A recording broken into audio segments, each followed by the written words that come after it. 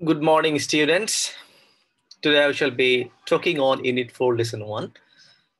The unit is Human Relationship, and this text is from Unit 4, and the first lesson is Etiquette and Manners. Let's go to our class. লক্ষ্য করো, এখানে যে টেক্সটটা রয়েছে আদব কায়দা বা শিষ্টাচার সম্পর্কে এই লেসনটা রয়েছে। এখানে কিছু শব্দ দেখতে পাচ্ছ, please, thank you, excuse me, এগুলো হচ্ছে শিষ্টাচারের ক্ষেত্রে এই শব্দগুলো ব্যবহৃত হচ্ছে। যখন আমরা আদব কায়দার কথা বলছি তখন এই শব্দগুলো আমাদের ব্যবহৃত করতে হচ্ছে। As a child, you must have been told to greet your elders. লক্ষ্য করো, এখানে প্রথম বাক্যটা প্যাসিভ ভয়েসে ইউজ করা হয়েছে। এখানে বলা হয়েছে, দেখো,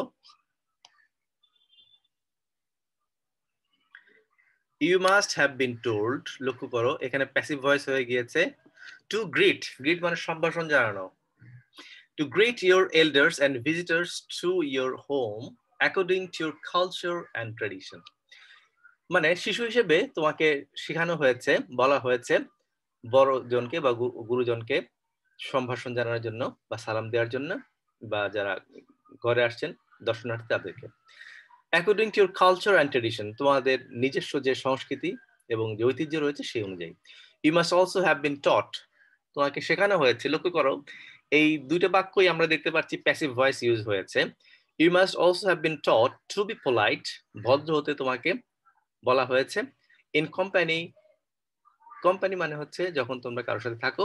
অ্যান্ড কিপ কোয়াইট, কোয়াইট মানে চুপ থাকা। লক্ষ্য করো এখানে যে শব্দটা রয়েছে, এই অনেকের এই কোয়াইট শব্দ নিয়ে একটা ঝামেলা আছে। লক্ষ্য করো, আবারও বলছি, QUIET, এই কোয়াইট মানে হচ্ছে চুপ থাকা।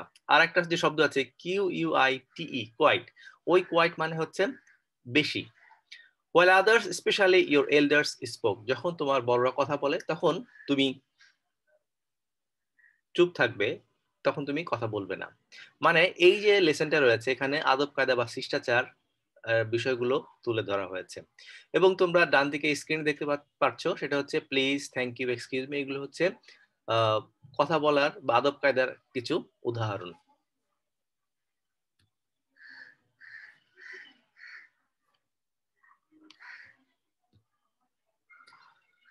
Possibly you at times grudged such schooling. Grudge মানে হচ্ছে এই যে কথাগুলো শোনার তোমার ইচ্ছা নেই এবং তুমি রেগে যাচ্ছ।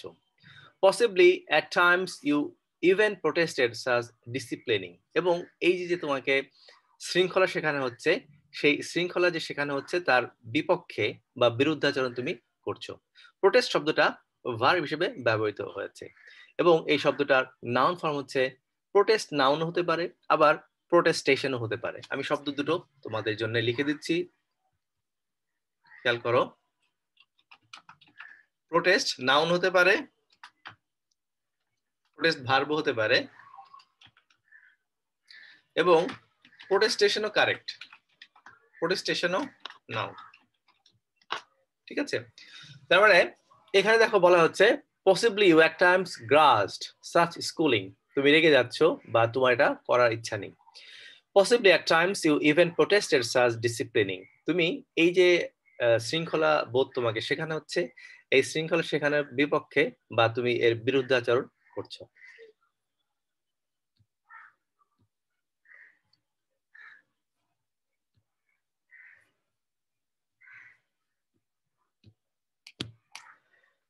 Now, certainly, you know that you cannot always behave the way you want.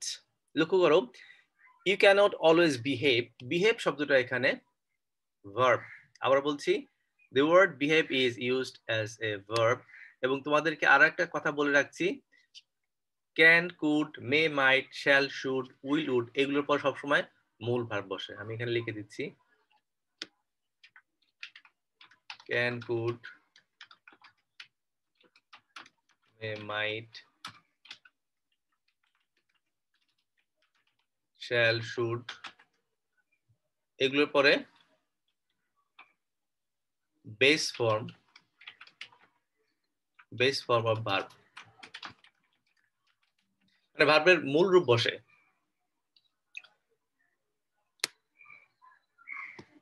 এখন ক্লিয়ারলি দেখতে পাচ্ছ।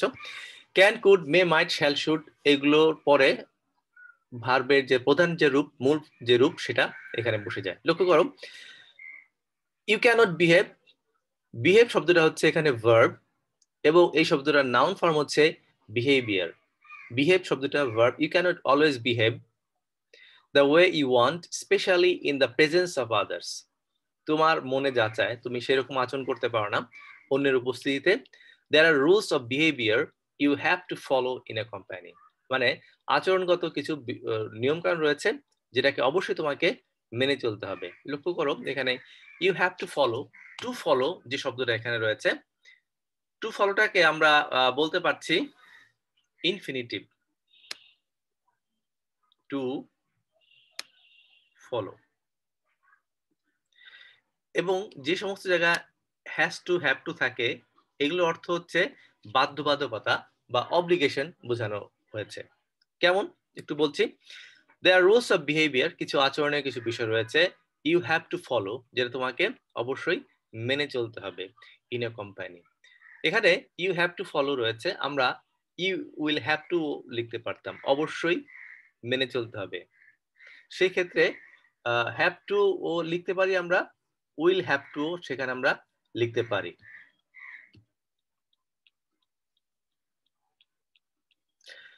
প্রোটেস্ট আগেই লিখেছি, প্রোটেস্ট শব্দটা নাউন হতে পারে, প্রোটেস্ট শব্দটা ভার্ব হতে পারে, এটা ডিপেন্ড করবে শব্দটার অবস্থান অনুযায়ী। কারণ কিছু কিছু শব্দ আছে যে শব্দ দুই রকম ফর্মেই ব্যবহৃত হতে পারে। আমরা পরের অংশে যাচ্ছি।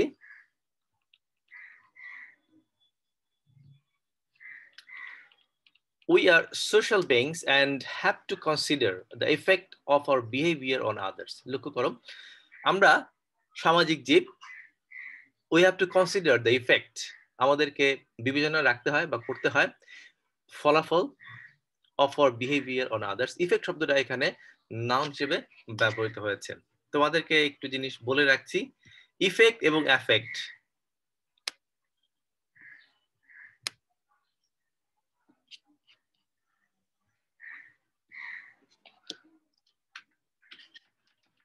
ইফেক্ট শব্দটা হচ্ছে নাউন, মনোযোগ দিয়ে দেখো। অ্যাফেক্ট শব্দটা হচ্ছে ভার্ব। একটা অর্থ হচ্ছে ইফেক্ট প্রভাব, আর অ্যাফেক্ট হচ্ছে প্রভাব বিস্তার করা। একটা নাউন একটা ভার্ব, এটা কিন্তু তোমাকে মনে রাখতে হবে। ইফেক্ট শব্দটা হচ্ছে নাউন আর অ্যাফেক্ট শব্দটা হচ্ছে ভার্ব হিসেবে ব্যবহৃত হয়। Even if we are at home and dealing with our family members, লক্ষ্য করো এখানে বলা হচ্ছে আমরা সামাজিক জীব এবং আমাদেরকে আমাদের আচরণ অন্যের উপর কি প্রভাব ফেলে সেই বিষয়টা আমাদেরকে মনে রাখতে হবে বা আমাদেরকে বিবেচনায় আনতে হবে। কনসিডার শব্দটা ভার্ব হিসেবে ব্যবহৃত হয়েছে এবং কনসিডারেশন শব্দটা নাউন হিসেবে ব্যবহৃত হয়। কনসিডার হচ্ছে ভার্ব এবং কনসিডারেশন হচ্ছে নাউন।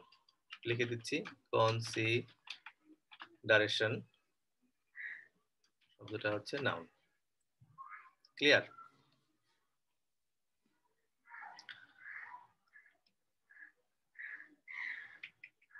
এবং তোমাদের জন্য বলে রাখছি, যখনই যে বাক্য পড়ো না কেন সেটার গ্রামারের যে রুলটা রয়েছে বা পার্টস অফ স্পিচের যে বিষয়টা রয়েছে এটা অবশ্যই মাথায় রাখতে হবে।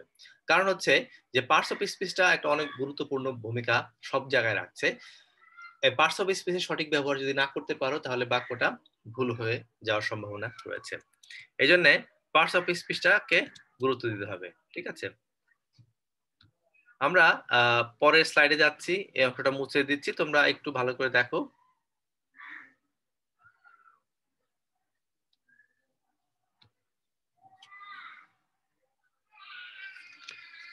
এরপর অংশে রয়েছে we have two terms to describe our social behavior। আমাদের দুটো টার্ম রয়েছে বা দুটো শব্দ রয়েছে যেটা দুটো দিয়ে আমরা সামাজিক যে আচরণ সেটাকে তুলে ধরতে পারি বা ব্যবহার। Etiquette and manners. এটিকেট শিষ্টাচার বা আদব কায়দা, ম্যানার মানে হচ্ছে আচরণ। এখানে বলা হচ্ছে etiquette is a French word and it means the rules of correct behavior in society। etiquette এই শব্দটা এসেছে ফ্রেঞ্চ শব্দ থেকে এবং এর অর্থ হচ্ছে কারেক্ট বিহেভিয়ার মানে হচ্ছে সঠিক আচরণ ইন দ্য সোসাইটি, মানে আচরণের যে সঠিক যে নিয়ম কানুন রয়েছে আচরণ সেইটাকে বলা হচ্ছে।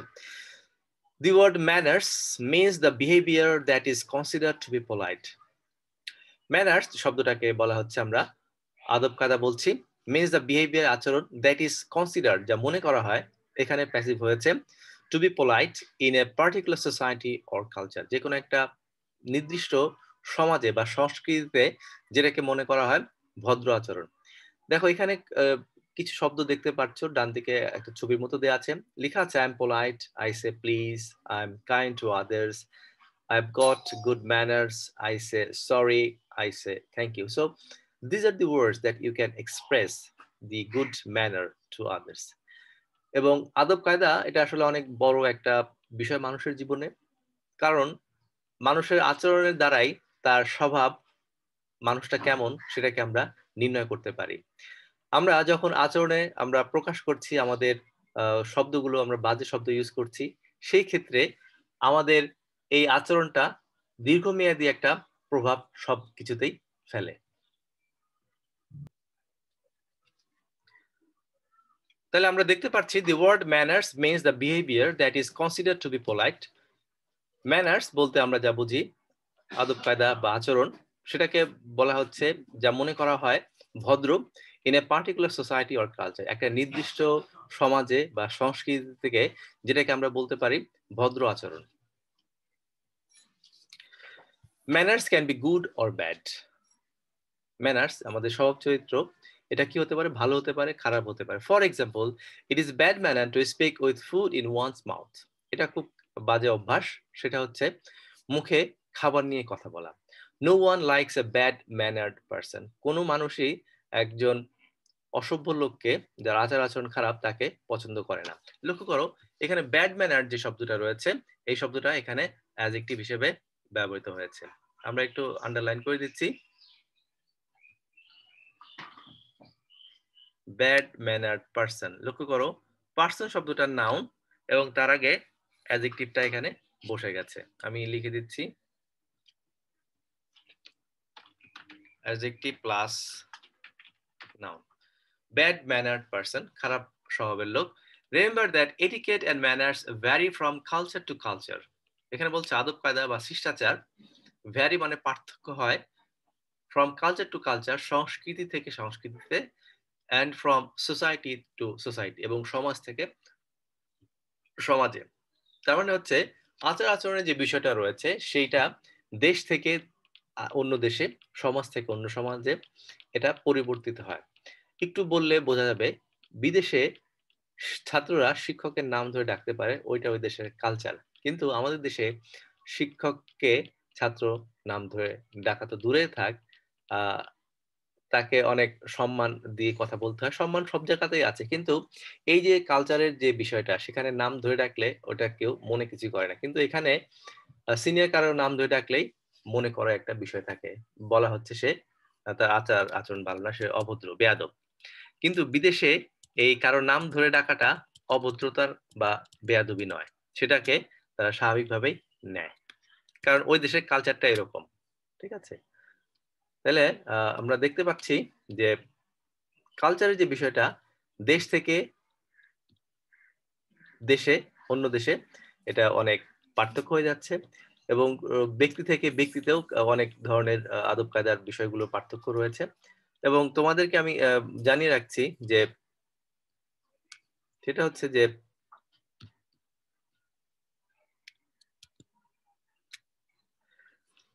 Remember that etiquette and manners vary from, লক্ষ্য করো ভ্যারি যে শব্দটা রয়েছে এটা হচ্ছে ভার্ব, এটা একটা নাউন ফর্ম রয়েছে, আমি নাউন ফর্মটা লিখে দিচ্ছি। নাউন ফর্মটা হচ্ছে ভ্যারিয়েশন। ভ্যারিয়েশন শব্দটা হচ্ছে এর নাউন ফর্ম, ভ্যারি হচ্ছে ভার্ব, ভ্যারিয়েশন হচ্ছে noun form. Vary from culture to culture and from society to society. এই যে যে কালচারাল যে বিষয়গুলো রয়েছে, এগুলো আসলে যেটা হয়, একটা শব্দ রয়েছে কালচার শক।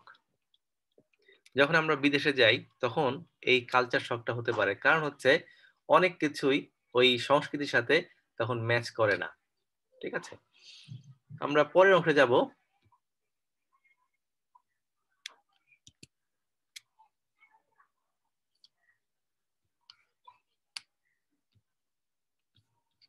লক্ষ্য করো এখানে রয়েছে, এখান থেকে একটা কোশ্চেনও হয়, সেটা হচ্ছে যে ফ্লো চার্ট হয়।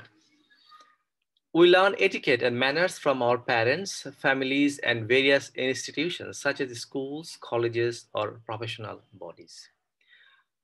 এখানে বলা হচ্ছে আমরা আদব কায়দা শিখি কোথা থেকে? আমাদের পিতামাতা থেকে, পরিবার থেকে, বিভিন্ন প্রতিষ্ঠান থেকে, স্কুল, কলেজ অথবা professional bodies. There are rules of behavior for all kinds of social occasions, and it is important to learn them and practice them in everyday life. দেখো এখানে বলা হচ্ছে যে বিভিন্ন যে ক্ষেত্রগুলো রয়েছে, বিভিন্ন যে অকেশনগুলো রয়েছে, উপলক্ষ রয়েছে, সে সমস্ত জায়গাতে মানে আচরণের যে বিষয়গুলো রয়েছে সেগুলো আমাদেরকে মাথায় রাখতে হবে এবং সেই অনুযায়ী আমাদের কাজটা করতে হবে। কারণ হচ্ছে যে বিভিন্ন জায়গাতে বিভিন্ন যে ক্লাসের যে বিষয়টা রয়েছে সেখানে আমরা দেখতে পাচ্ছি যে বিভিন্ন ক্ষেত্রে আচরণের বিষয়টা ভিন্ন রকমের হয়ে থাকে, সেটা পরে আলোচনাটা রয়েছে। And it is important to learn them and practice them in everyday life. Practice মানে হচ্ছে অনুসরণ করা, আমাদের জীবনের সমস্ত ক্ষেত্রে আমরা সেটাকে অনুসরণ করব। The manners that are correct in a wedding reception will not do in a debating club.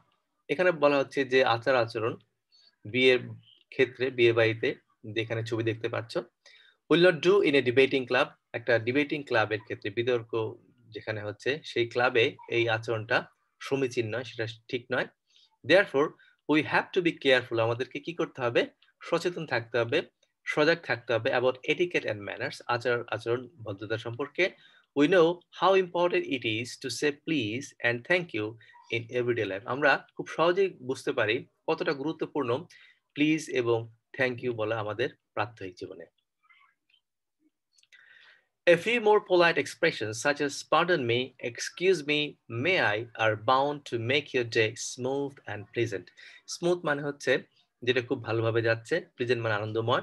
এই স্মুথ এবং প্লিজেন্ট যে শব্দ দুটো রয়েছে, এই শব্দ দুটো অ্যাডজেক্টিভ। একটু আন্ডারলাইন করে দিচ্ছি। স্মুথ এবং প্লিজেন্ট শব্দ দুটো অ্যাডজেক্টিভ।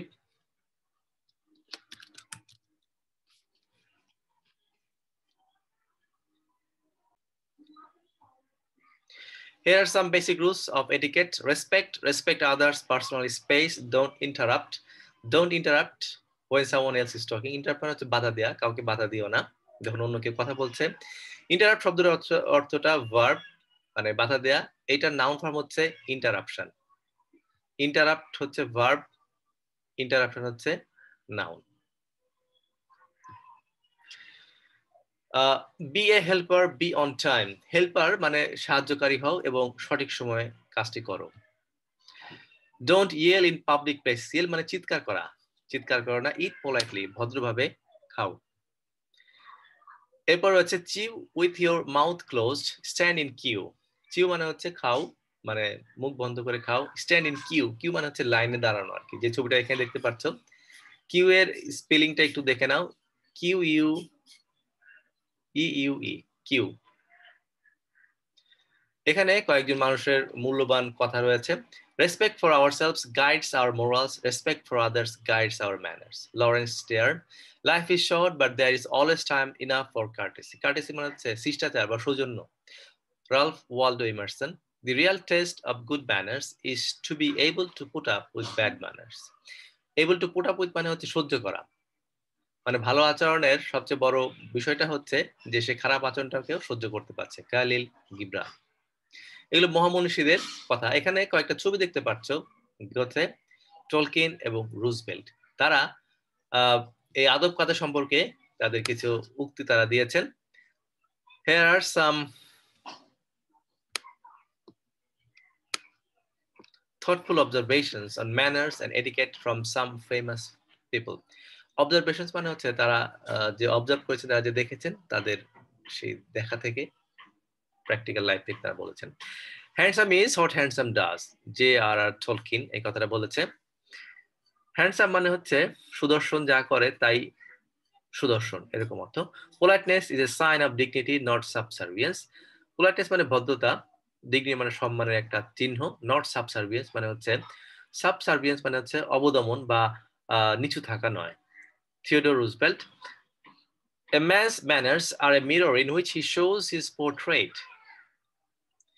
জন উলফগ্যাং ফন গথে, গথে হচ্ছে একজন musician জার্মানের।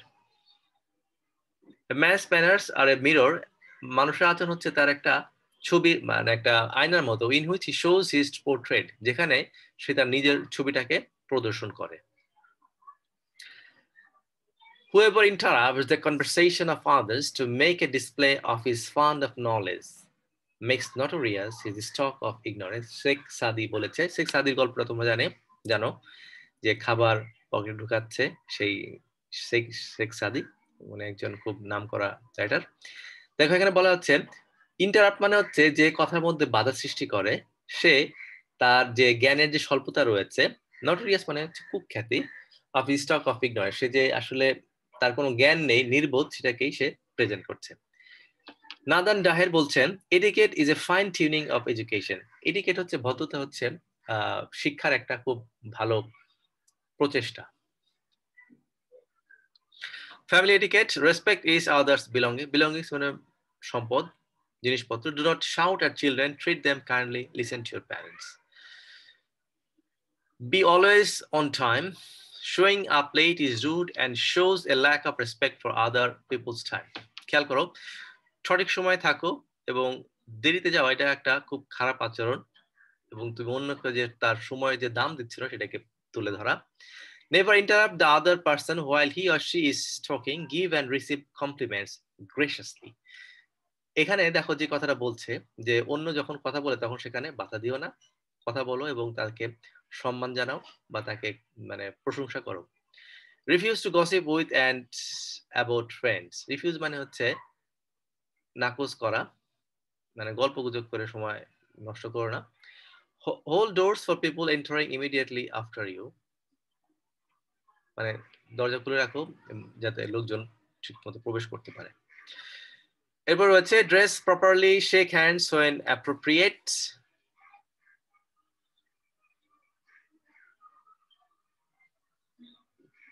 Never take credit for other people's work, use indoor voice while talking to people.